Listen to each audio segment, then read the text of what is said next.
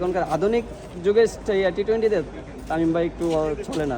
মাশরাফি ভাই, তামিম ভাই, মুশফিক ভাই, এগুলোর কোনো তুলনা নেই ভাই। এগুলো ভাই অনেক মিস করি, পঞ্চপাণ্ডবকে আমি খুব মিস করি, অনেক মিস করি। খেলা বুঝি পঞ্চপাণ্ডবের খেলা দেখা তামিম ভাই, মাশরাফি ভাই, মুশফিক ভাই, এমনকি আমার গায়েও মুশফিক ভাই জার্সি, আমি তাদেরকে মানে বেশিরভাগ অনুসরণ করি আর কি। এই জন্য আমার আই মিস পঞ্চপাণ্ডব।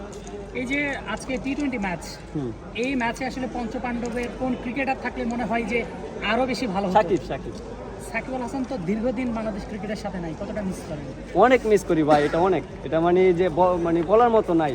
তাকে এরকম মিস করতে দিই, একটা মানুষ 17 বছর তার কেরিয়ার বাংলাদেশের জার্সিতে, সে মাত্র 7 মাসের রাজনীতিতে তার কেরিয়ারটা এইভাবে ধ্বংস হয়ে যাবে ভাই, আমরা কখনো কল্পনা করতে পারি হয় যে তার রাজনীতিতে প্রবেশ করা ভুল সিদ্ধান্ত ছিল কিনা?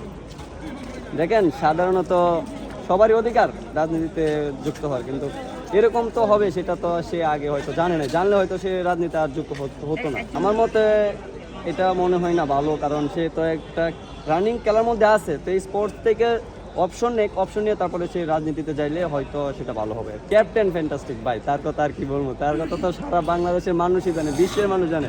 তার নেতৃত্বে আমাদের দেশকে চিনেছে, বাংলাদেশকে চিনেছে, আর কিছু ভাই বলার নাই।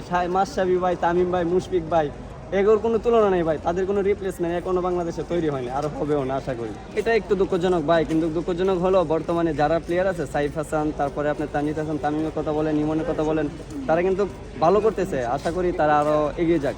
দেখেন, হ্যাঁ, তামিম ভাই যখন খেলাধুলা করতো তখনকার খেলাধুলার স্টাইলে এখন হয়তো, আর এখনকার আধুনিক যুগের টি-20তে তামিম ভাই একটু চলে না। তাই এই জন্য বলি, এখন যারা আছে তারা খুব ভালো মানের আছে।